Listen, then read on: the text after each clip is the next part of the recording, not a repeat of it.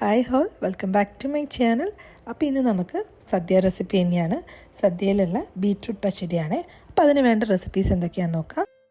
ഞാനിവിടെ ഒരു കുഞ്ഞ് ബീറ്റ്റൂട്ട് ഇതേപോലെ ഗ്രേറ്റ് ചെയ്തെടുത്തിട്ടുണ്ട്. ഇതിലേക്ക് ഇനി അരമുറി നാളികേരം ചിരകിയത് വേണേ.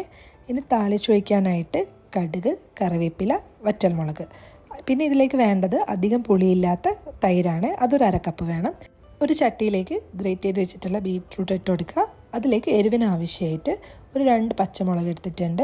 ഇതിലേക്ക് ആവശ്യത്തിന് ഉപ്പും ഒരു 1/2 കപ്പ് വെള്ളവും കൂടെ ഒഴിച്ചിട്ട് മീഡിയം ഫ്ലെയിമിലിട്ട് ഒരു 10 മിനിറ്റ് കുക്ക് ചെയ്തെടുക്കണേ. അതൊന്ന് കുക്കാവണ സമയം കൊണ്ട് നമുക്കിതിലേക്കുള്ള അരപ്പ് തയ്യാറാക്കിയെടുക്കുക. ഒരു മിക്സിയിലേക്ക് തേങ്ങ ചേർത്ത് കൊടുക്കുന്നുണ്ട്. അതിൻ്റെ ഒപ്പം തന്നെ ഒരു നുള്ള് നല്ല ജീരകം ചേർത്ത് കൊടുക്കുക.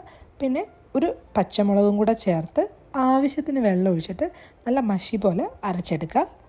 തേങ്ങ നന്നായിട്ട് അരഞ്ഞിട്ടുണ്ട്. ഇനി ഇതിലേക്ക് ഒരു 1/4 ടീസ്പൂൺ കടുകിട്ടിട്ട് ഒന്ന് ചതച്ചെടുത്താൽ മതി. ഒത്തിരി അങ്ങ് അരഞ്ഞു പോകണ്ട.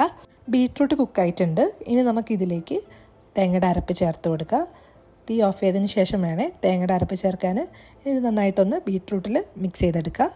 തേങ്ങ ആ ഒരു ചൂട് തന്നെ കുക്കായിട്ടുണ്ട്. ഇനി നമുക്കിതിലേക്ക് അധികം പുളിയില്ലാത്ത തൈര് ഒഴിച്ചു കൊടുക്കുക. ചൂട് ഒന്ന് കംപ്ലീറ്റ് മാറിയതിന് ശേഷം ഒഴിച്ചു കൊടുത്താൽ മതി. നമ്മുടെ ബീറ്റ്റൂട്ട് പച്ചടി ഇവിടെ റെഡി ആയിട്ടുണ്ട്. അപ്പോൾ ഇതിലേക്ക് ഇനി താളിച്ചും കൂടെ ഒഴിച്ചാൽ മതി. വളരെ സിമ്പിളായിട്ടുള്ള ബീറ്റ്റൂട്ട് പച്ചടി റെഡി ആയിട്ടുണ്ട്. ഇതേപോലത്തെ വീഡിയോസ് ഇഷ്ടമാണെങ്കിൽ ചാനലൊന്ന് സപ്പോർട്ട് ചെയ്യുക. അതേപോലെ നിങ്ങളുടെ ഫീഡ്ബാക്കും അറിയിക്കണേ. Thank you.